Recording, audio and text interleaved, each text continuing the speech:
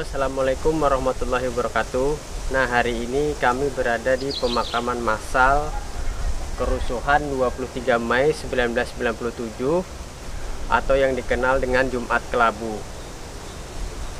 Jadi disinilah tempat dimakamkannya para korban di hari bersejarah tersebut. Oke, ikuti terus ada apa di balik cerita ini. Bagi Anda yang belum subscribe, subscribe agar tidak ketinggalan informasi dari kami.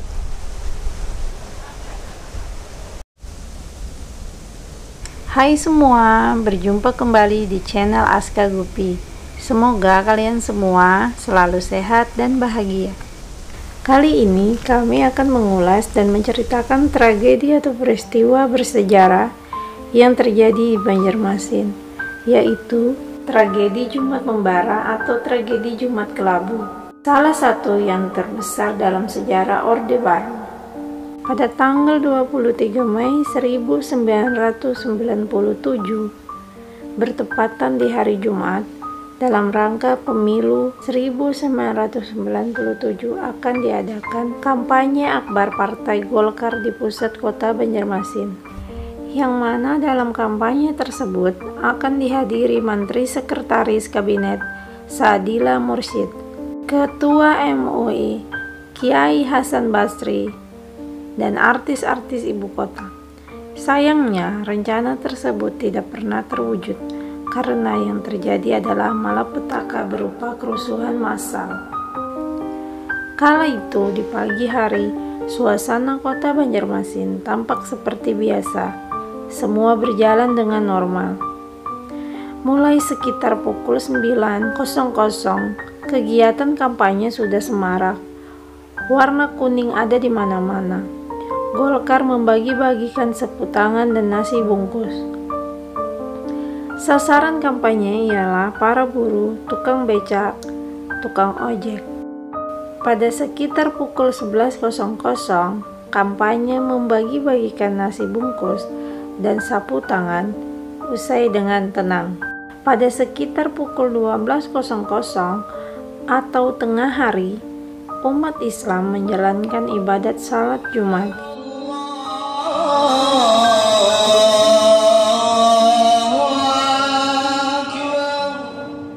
Sewaktu ibadah berlangsung, sebagian massal kampanye Golkar yang umumnya terdiri dari anak-anak muda dan remaja masih berkampanye. Mereka berputar-putar keliling kota dengan menaiki sepeda motor. Banyak di antara sepeda motor itu knalpotnya dicopot dan suara raungan mesin motor dirasakan sangat mengusik ketenangan mereka yang sedang beribadah.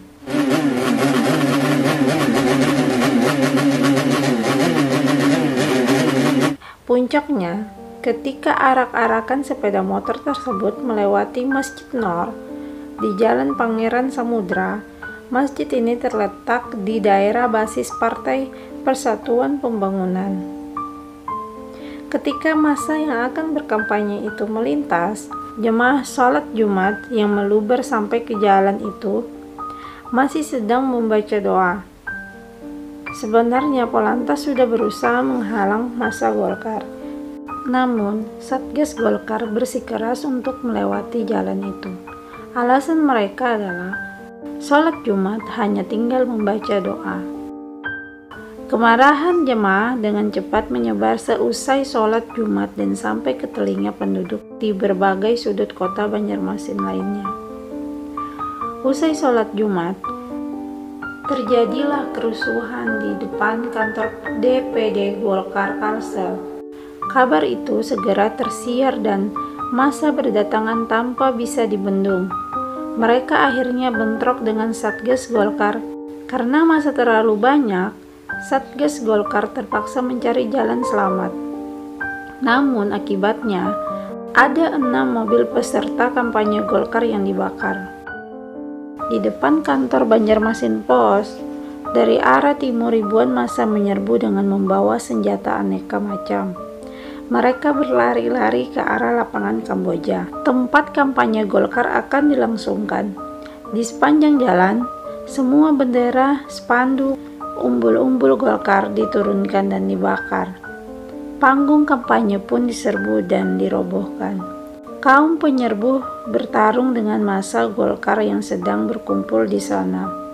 Para petugas keamanan tidak mampu mengendalikan pertarungan dengan kekerasan tersebut.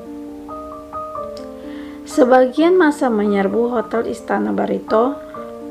Di sana, mereka berhadapan dengan ribuan massa Golkar yang berkumpul di depan hotel, sedang bersiap-siap untuk kampanye sore itu. Dari arah barat, tiba-tiba muncul ribuan massa lainnya.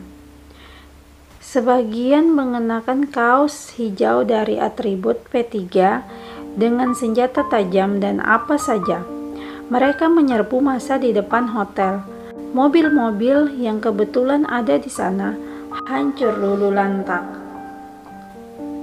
Kaca-kaca hotel pecah dilempari batu. Sejak pukul 15.00, listrik pun padam, menambah suasana mencekam dan kerusuhan meningkat. Di jalanan, fasilitas umum dihancurkan. Massa juga merusak, melempari ruko-ruko yang berderetan di sepanjang jalan HM Hasanuddin sampai ke Jalan Ahmad Yani, kawasan Sudimampir, Jalan MT Haryono, dan Jalan Pangeran Samudra. Di depan Mitra Plaza, petugas mulai menutup jalanan dan membuat pagar betis untuk melindungi kompleks pertokoan itu. Namun ribuan massa tidak terbendung. Mereka merangsek ke depan, memecahkan pagar betis petugas, memecahkan kaca-kaca etalase, masuk ke dalam gedung, dan menjarah apa saja yang bisa diambil. Gas air mata yang disemprotkan petugas tidak mampu menahan mereka. Kemudian, sebuah sedan putih didorong dan ditabrakkan ke kaca etalase Toys Kit di lantai dasar, sebelum akhirnya mobil itu dibakar.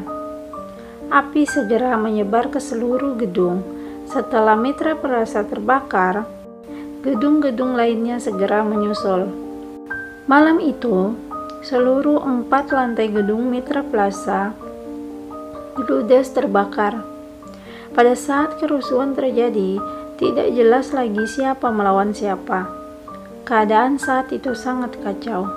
Pukul 22.00 WITA, 1.000 orang pasukan bantuan datang dengan 3 pesawat Hercules untuk meredamkan kerusuhan.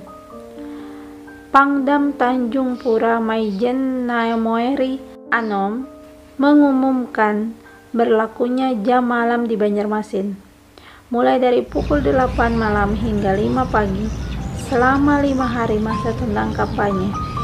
Dalam kerusuhan Jumat Kelabu, tercatat sekitar 118 orang luka-luka, 142 orang meninggal dunia, 197 orang dinyatakan hilang.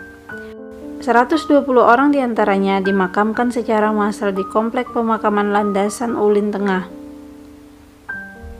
Semoga kejadian seperti ini tidak terulang di masa-masa mendatang, dan semoga para korban husnul khotimah. Amin.